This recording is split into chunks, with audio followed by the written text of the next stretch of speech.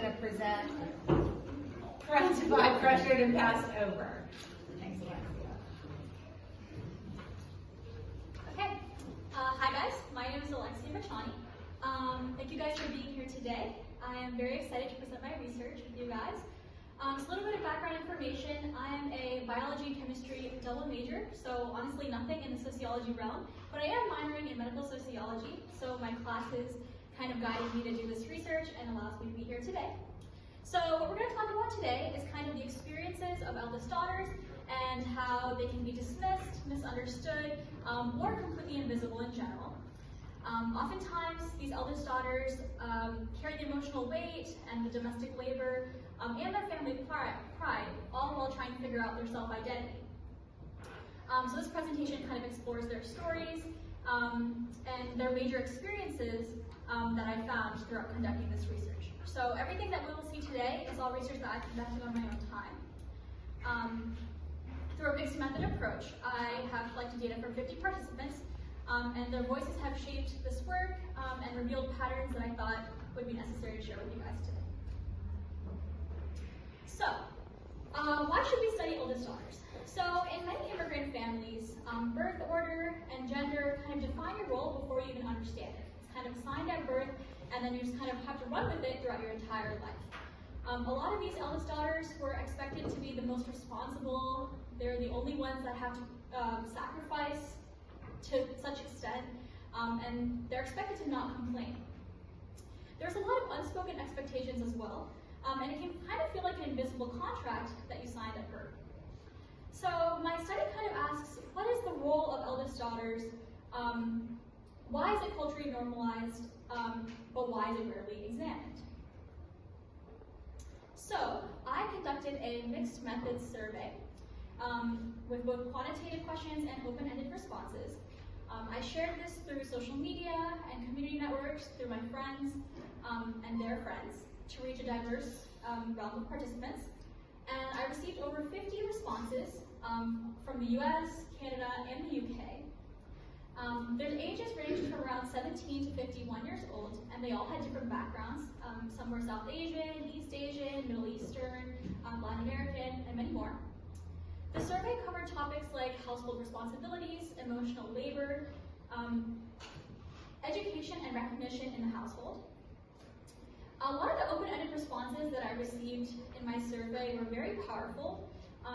They were real stories in raw words, and that was really great for my analysis, which we'll see later. So I analyzed all of this data for common patterns that I saw, a lot of recurring language that people used, emotional themes that I found. And so what I found at the end of all of the analysis is that every single daughter felt like they were the one that was responsible for their entire household in general.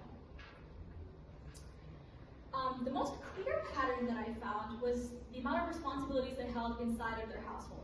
So cooking, cleaning, babysitting, translating documents at a young age, these were all themes that I saw throughout all of my analysis. One participant said they have to do everything really. So that kind of tells you how much of a burden this must have felt for them. They felt that tasks weren't shared equally throughout their siblings, especially when they compare it to the younger brothers. So that's the gendered aspect of it. A lot of them said that it wasn't just about chores, but it was about being constantly kind of on call for their family. So whenever their family needed them, without any rhyme or reason, would just call for them, whether or not it was convenient for the eldest daughter or not. And a lot of that continued into the adulthood of these daughters, and I have a lot of older participants, near like 51 years old, so they've kind of gone through that eldest daughter phase and then become mothers themselves, and they can see that pattern still continuing onto older ages, so it doesn't just end when you become an adult. So there's a lot of weight that's been rested on their shoulders, whether that be acknowledged or not, inside of their house, and so that can come with real educational and academic costs. A lot of daughters reported a high level of stress, which seems kind of obvious based on what we just talked about, but it was to such an extent that it was almost burnout or anxiety. A lot of them delayed school or even dropped out to be able to take care of their family, which is a huge sacrifice. Others turned to academic overachievement kind of as a coping mechanism. So you can read the quote. It says, "I walked out with all A's purely because I wanted to run away from home." So this person would spend extra hours at the library until the library kicked her out to make sure that she didn't have to be home extra. So their futures were kind of shaped not by what they wanted to do, but what was required of them. Time that could have gone into self-development went into taking care of their families instead, or burning themselves out to go away from that.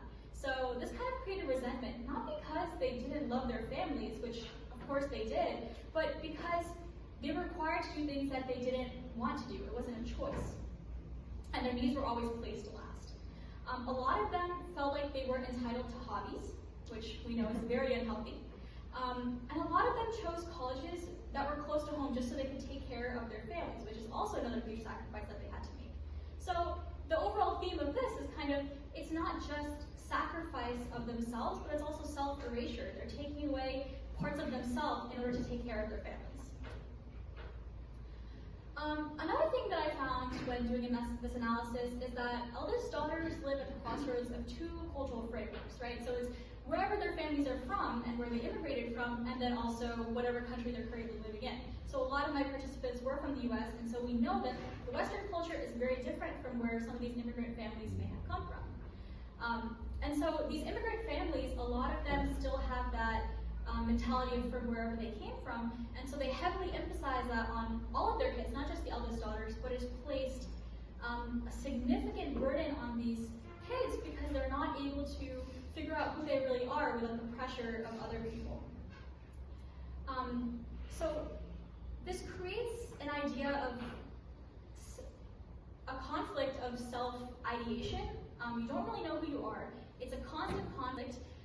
Making friend circles, you don't know who you can connect with. For some people, you can be too westernized. For some people, you can be, have too many ideals from your immigrant countries.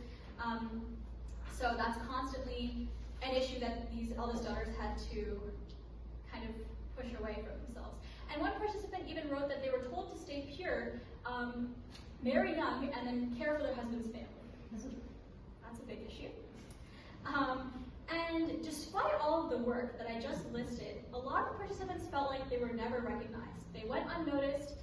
Gratitude was very rare. And the only time that the work that they did was mentioned was when they stopped doing it and it was in a negative connotation. So one woman said, "I'm not their servant." So you can tell how this is very, very, like a huge pressure on her. A lot of them felt like they were missing out on their childhood because they didn't have that freedom to be able to say no when they were asked to do something.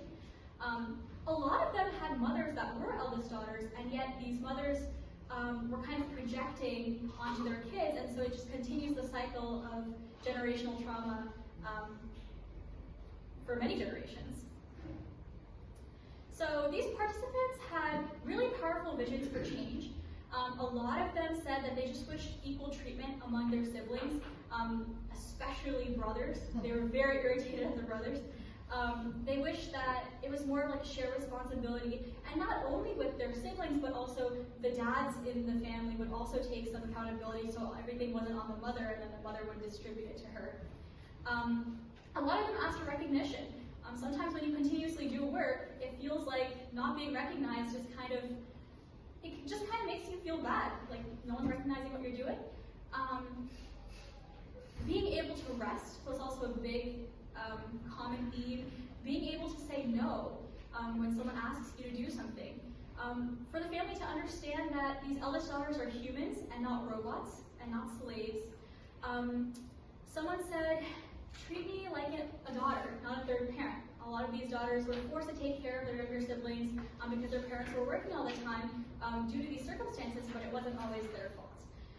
So it's not just their personal desires, but also generational healing, and all of that starts with listing.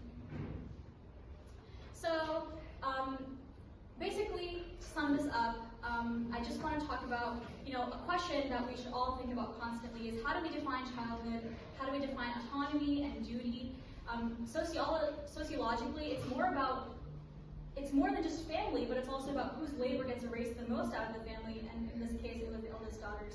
And it forces us to consider, what does fairness look like in our households? So these eldest daughters aren't just asking for sympathy, they're asking to be seen. I hope this presentation creates a space where we can do all of that. And breaking the cycle requires conversations like this, so thank you all for being here today. Thank you to the daughters that made this research possible, and I want to end with a quote. This daughter said, "We were never just daughters, we were everything at once too early." Thank you.